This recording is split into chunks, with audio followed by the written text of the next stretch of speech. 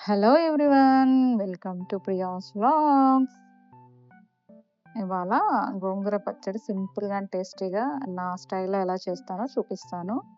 కొంచెం ఆయిల్ ఏసుకొని, ఒక 12 పచ్చిమిర్చి తీసుకొని, చీలికలు చేసుకొని వేసుకోవాలి.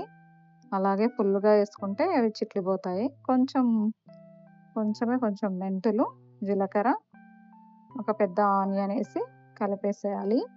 ఒక చిన్న టమాటోస్ వేయాలి. టమాటో కొందరు వేయరు. బట్ నేను వేస్తాను. నేను చేసే విధంగా ఒకసారి ట్రై చేసి చూడండి.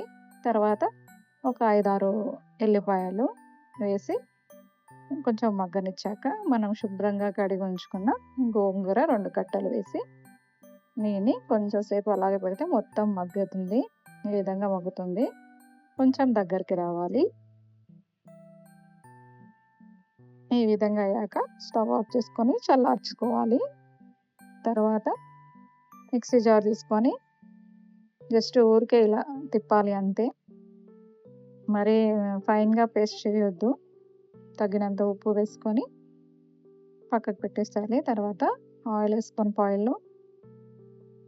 తర్వాత మన అన్ని దినుసులన్నీ వేసుకోవాలి. తాలింపు దినుసులన్నీ వేసుకొని లాస్ట్ బంద్ చేశాక ఒక పెద్ద ఆనియన్, సన్నగా తరిగిన ఆనియన్ వేసుకొని మనం గోంగూర పచ్చడిలో వేసుకొని మంచిగా కలిపేసి వేడి వేడి అన్నంలో తిన్నామనుకోండి చాలా బాగుంటుంది.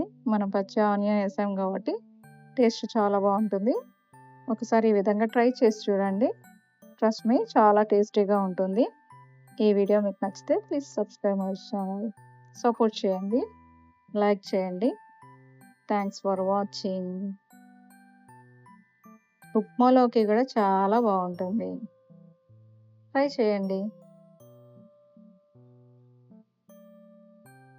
Hello everyone. Welcome to Priya's vlogs. ఇవాళ